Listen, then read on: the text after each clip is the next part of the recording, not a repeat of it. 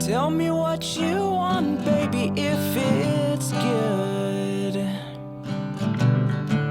I'll give you all the things that I know I should. I miss you most in the morning.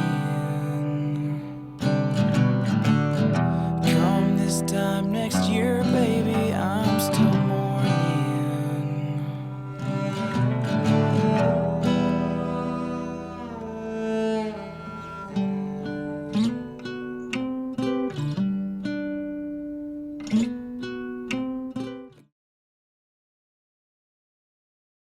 April here with Ready or Not Entertainment. I am sitting here with the usual things from Minneapolis, Minnesota. How are you guys doing? We're great. How are you? Fantastic as well. So introduce yourselves, names and instruments. I'm Lane Knutson. I play drums and sing some backing vocals. More and more lately. A lot of backing vocals out of him. I am Aaron Sheeky. Okay. I sing, write songs, All and play right. guitar and the usual things. And I'm Dan Brack. I play lead guitar in the usual things. Okay, are we missing a few members, or do you guys have a few other members of the Yeah, band? we've got a bass player. Okay. We have some keys. That's all we'll mention. Okay. Okay, so what kind of music do you guys play then? Well, we're a 4-piece rock band. We borrow... Are we? That's right. That's a good start. All right. So we have a new 5th member. So we're Okay. a 5-piece rock band. We borrow heavily from the early Radiohead, the guitar bass stuff. We listened to way too much Nirvana when we were little, a lot of Foo Fighters. We could probably be compared to the Foo Fighters Okay. recently, but yeah. Nice. That's us. All right, Is cool. that accurate? So how long have you guys been playing as a band and then individually? Well, individually, I don't know that matters so much. I think everybody starts playing guitar around 13, right? Touche. Basically every person ever. 10? 10. Were you Start one of those early. prodigies? No. I had a guitar teacher that wouldn't teach me Nirvana, so I quit for about a year. And Oh, that's perfect. That's perfect. Lane and I, though, we started playing in high school. Okay. Lane on drums again. Yeah. Man. You How guys long have- has that been? I was Too long. yeah, it's been like 12 Yeah, boy. years. Time flies when you're having fun. Yeah. When you're getting old. Yeah. Yeah, goes fast, Yeah, unfortunately. but we picked Dan up probably about 3 years ago at this point, 3 or 4 Okay. years. it's like 3 years in October. Yeah. So it's been one record's worth of playing. Okay. Yeah. Nice. With this current lineup, Okay. and hopefully we can make one of these lineups stick, huh? Yeah, well, it's hard sometimes too, I know, talking to other bands, but Yeah. it is what it is. So I know we're at your house now, and I know ahead of time you guys had told me that your house was significant to the subject matter of your guys' newest album. Very much Do you so. want to elaborate on that? Yeah. So the new record, it's not a breakup record. It's more of a breaking up record if Mhm. we're gonna split hairs. It's called Home Sweet Alone. Yep. And a lot of the themes, well, the central theme of the record is a breakup. And this house was owned by myself and the ex-fiance, Mm-hmm. who most of the record is about. There's a few very subtle themes here and there, but it's largely about her. And this is the house that all those songs were written in inspired by. This is truly Okay. the home base. Well, that's- So, Home Sweet Alone, here we are. I like that title though. It's kind of unique. Well, yeah, we Look at like the it as a start. play on words. The record artwork is actually, there's that classic needlepoint work where you see Home Sweet Home Mhm. in a lot of people's houses, and so we wanted to play on that. And But where did you guys record then? we met a guy up here who did a lot of work with some mutual friends of Quiet Drive, Okay. and we share a practice space with them. All right. Nice. And their engineer on a lot of their stuff is Jordan Schmidt, and he moved down to Nashville, and he's got a tiny little studio down there called Fantasyland.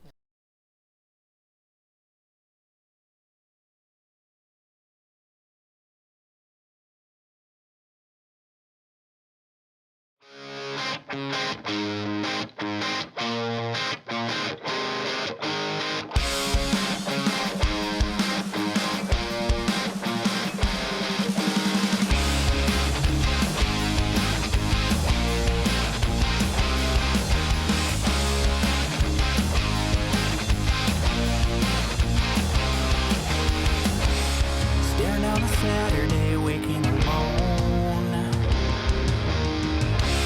A year ago, you and I would have called this home. With yellow siding and a white picket fence that I watched you paint with her dog and her friends.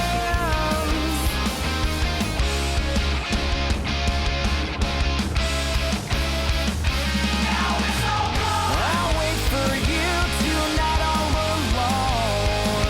Now it's all gone. I'll wait for you tonight to come. Your album Home Sweet Alone. So you're planning on releasing that this August then? This August, yeah. No date though. No date just yet. Just By the expect time it. this airs, it'll probably be out, perhaps. I have no idea. Okay. Yeah, so you're going to be able to buy it on theusualthings.com, and you're going to be able to stream it on RDO and Spotify, and we'll probably be putting up a few videos. We'll definitely have a bunch of live stuff, a lot of live performances that you can get on YouTube. And I'll put all the links below this video too. So look for that. Word. Okay. So how do you guys want people to perceive your music when they hear it? What? I don't know. That's a tough question.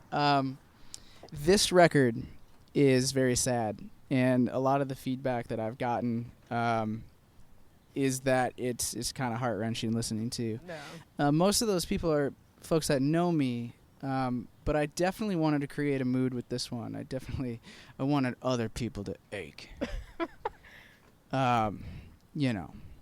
But that's okay. I like when there's a lot of emotion in songs or the whole album. So. Yeah, I don't know. The subject matter is probably going to be embarrassing, I think, in a couple years' time. But it's a record that we needed to make. I needed to make. These guys were so down to help me make it, and That's good. I'm super proud of it. It's all that matters then. But mostly, I just want people to feel like this was real. Okay. For lack of better subject matter in the past, I've always had to write characters. So it wasn't necessarily autobiographical like this one is. Okay. And so I'm really excited that all the content of these songs is real. Okay. Versus the other ones were more universal. They weren't necessarily made up, but they weren't necessarily pertinent to my life. Okay. If that makes That's any cool. sense. I look forward to hearing it though. So. Yeah.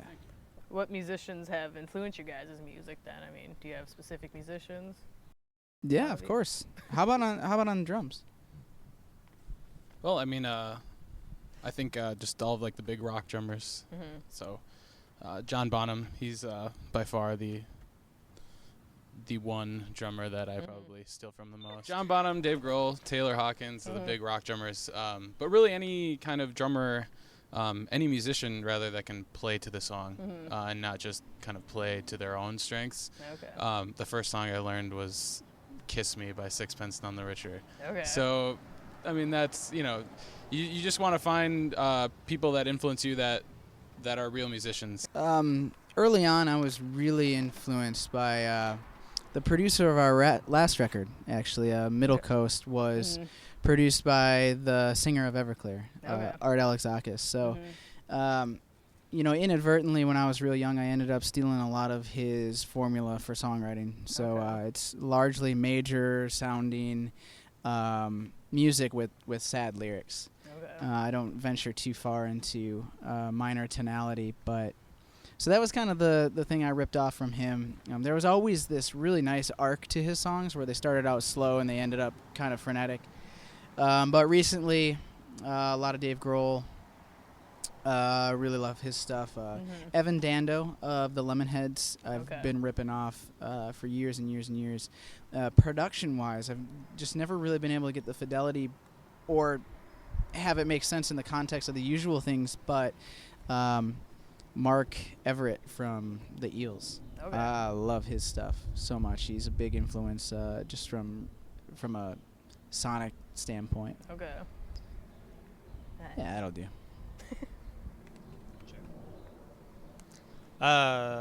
There's a lot of stuff. I mean, mainly guitar players. When I was a young kid, I was a big nerd for all the shredder type stuff, like Steve Vai and Eddie Van Halen, and Randy Rhoads era, Ozzy Osbourne. Ozzy Osbourne is awesome. It all started though with grunge and that whole movement. So I probably wore out a couple Pearl Jam records and some, Nirvana and all that. And, lately it's been a lot more indie rock and, the Shins, I think was the first band that I heard, and I was like, oh yeah, I could get down with what they're recording. And I don't know,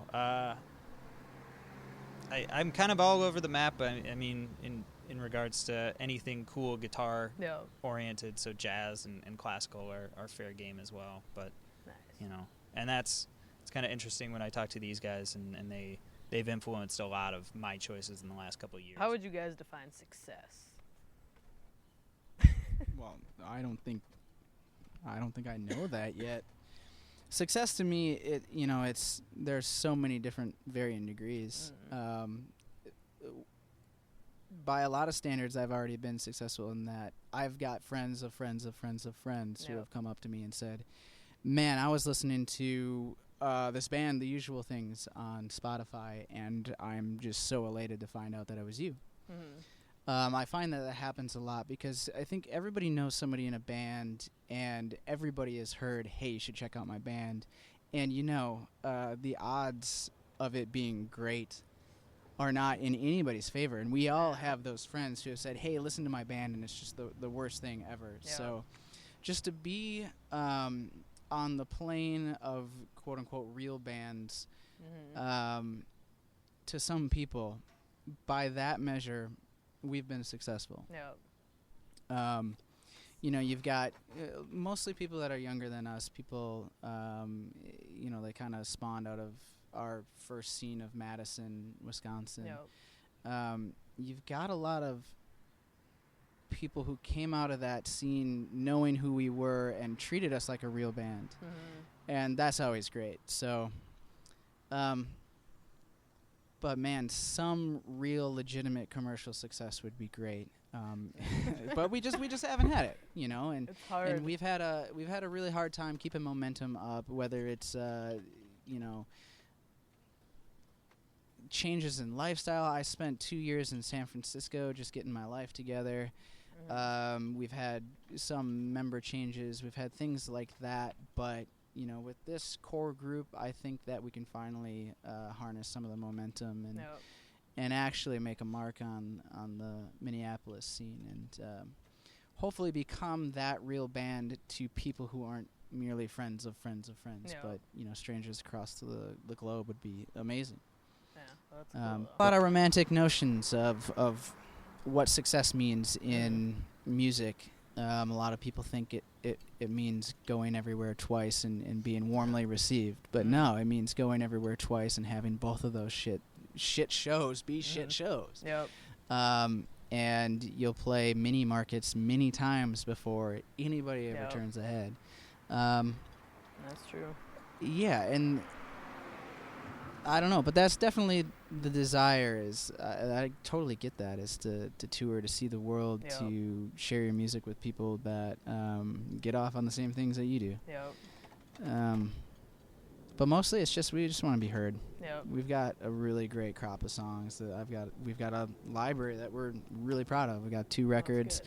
This next one that's coming out is the best thing we've done to date, and man, are we proud. It's just we gotta get in front of people. Yep.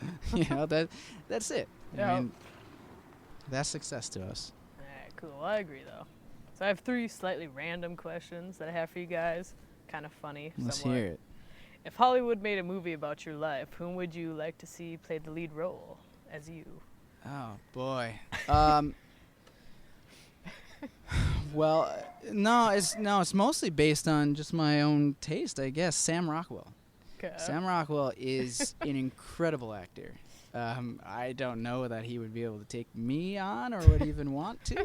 I don't know that I have a very great life that would be be recorded just yet. I'm young. I'm 27.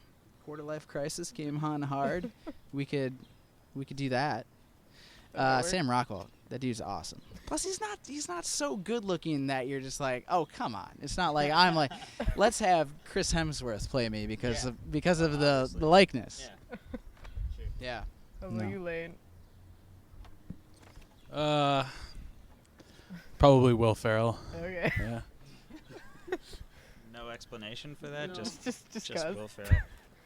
I guess I'd probably go with Topher Grace from That 70s Show. Obviously, I mean that's the only choice for me.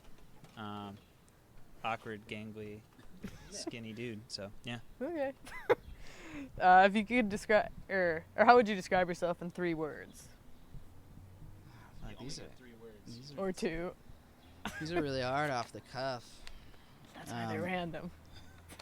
Yeah, I like no, to I know, surprise I ya. know, I know. Unabashed conversational terrorist. All right. Oh my God. Does this hardworking count as 2 words? Is that hyphenated? 1.5. All right. I'm gonna do hardworking. Fun. You are not fun. No. Another one. And we mean that in all respect. Hardworking, loud, and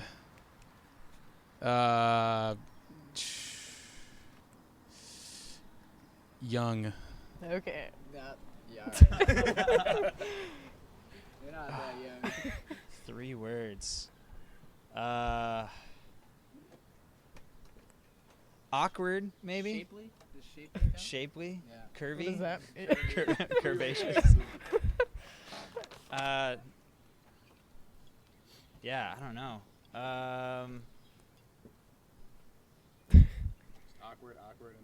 Awkward, and awkward is what's coming to mind right at the moment. Awkward, and married. Yeah. Awkward, married, Boring, but that's ridiculous. linguist, Linguist. wordsmith. How about that? There you go. Awkward, married, wordsmith. Okay. That I got works. nothing.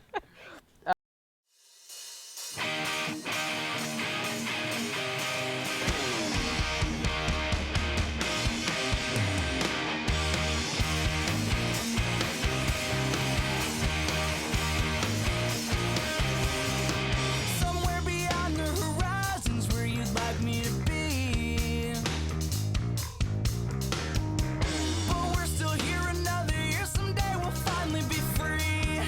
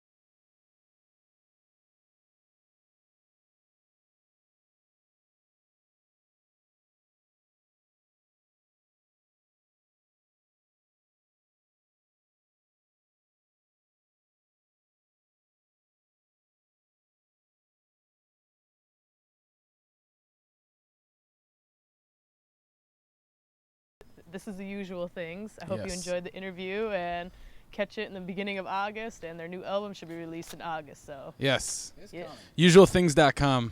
I'll put all the links Do it. below.